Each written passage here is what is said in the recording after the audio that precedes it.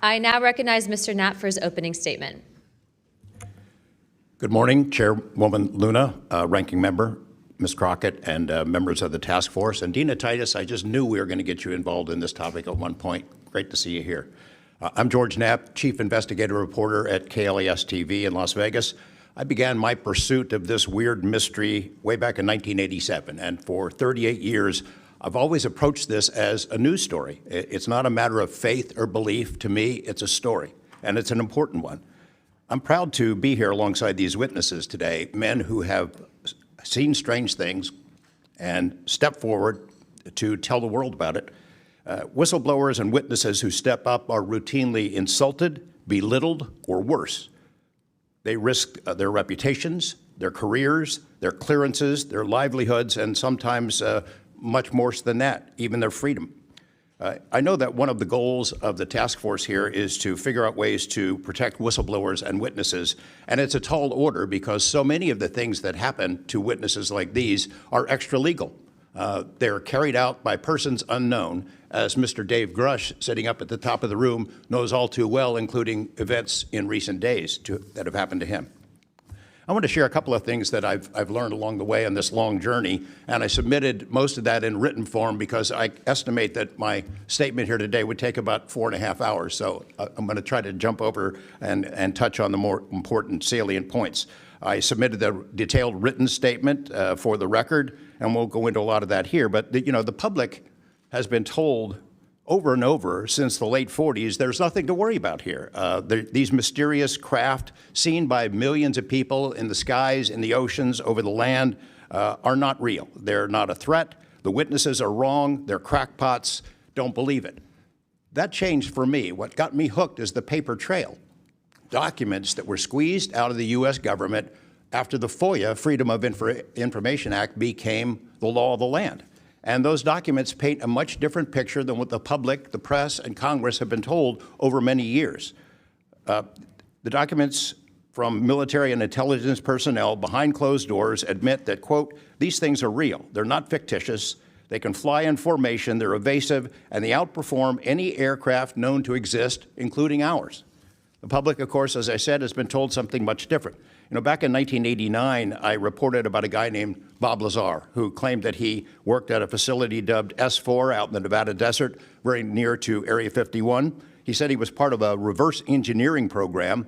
He said there are alien craft that will be taken apart to figure out how they operated out there, and that was a pretty tall order. I had clearly taken a dive into the deep end of the pool there. But in the years since then, I've interviewed dozens of other people, and I've detailed what their testimony has been in the written statement. They include Senator Harry Reid, Senator Howard Cannon, also of Nevada, a guy named Al O'Donnell, who was the first general manager of EG&G in Nevada, which managed the Nevada test site, which blew up hundreds of nuclear weapons. There's a guy named Dr. James Lakatsky, who was a career scientist with the Defense Intelligence Agency, who was the guy who initiated a program called AAWSAP, Advanced Aerospace Weapons Systems Application Program, which is, as far as we know, the largest acknowledged UFO program ever funded by the U.S. government, which put together an amazing pile of information that members of this committee and the world, most of which they have never seen. The DIA still hasn't released 95% of what was prepared by that program at a cost of millions and millions of dollars. The one name I do want to bring up in this session, though, is Robert Bigelow. So looking into the idea of crash retrievals and reverse engineering, while AAWSAP, that program, was active, the DIA's contractor, Robert Bigelow of Las Vegas, made a bold attempt to acquire physical proof of UFO crashes. It's been widely reported and suspected that Lockheed Martin is one of the contractors, the defense contractors, that has held this stuff, stored it away in secrecy, and tried to figure out how it works. I have confirmed on the record that Robert Bigelow and a trusted colleague from AAWSAP met with and negotiated with senior executives at Lockheed Martin and hammered out a deal wherein Bigelow's company, Bass, would receive a quantity of unusual material that had been stashed away and protected at a facility in California. That material was not made here.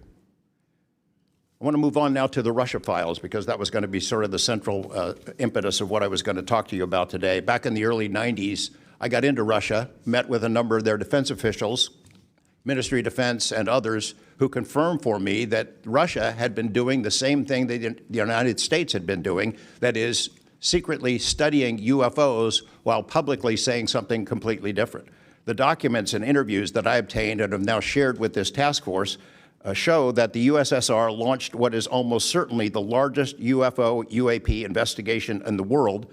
The first phase of that was an order was sent out to the entire U.S.S.R. military empire that every unit, you see anything strange in the sky, a craft, an orb, something unusual, you had to gather all the evidence, collect testimony from the witnesses, look for physical evidence, and all of that information went into one program at the Ministry of Defense.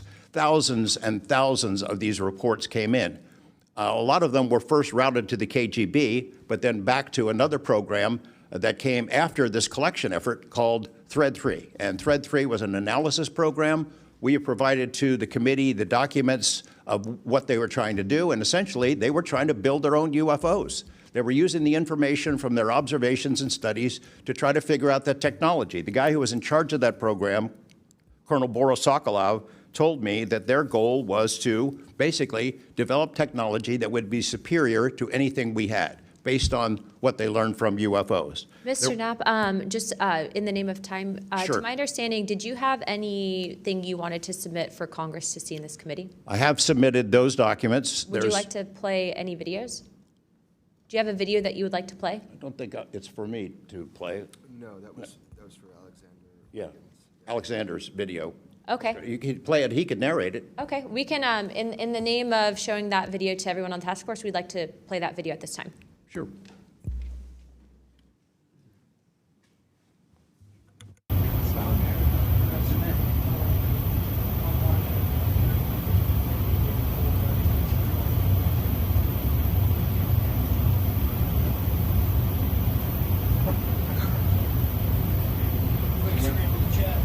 Wouldn't surprise you, I tell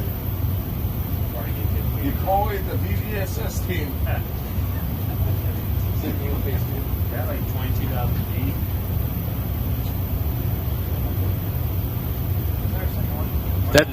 That shit took off earlier.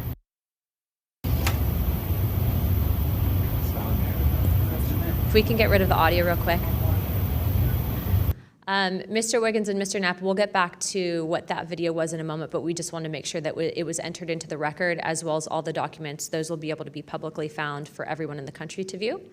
If we could, Mr. Knapp, we'll continue on the line of questioning, but I'm going to move on to Mr. Borland's opening statement.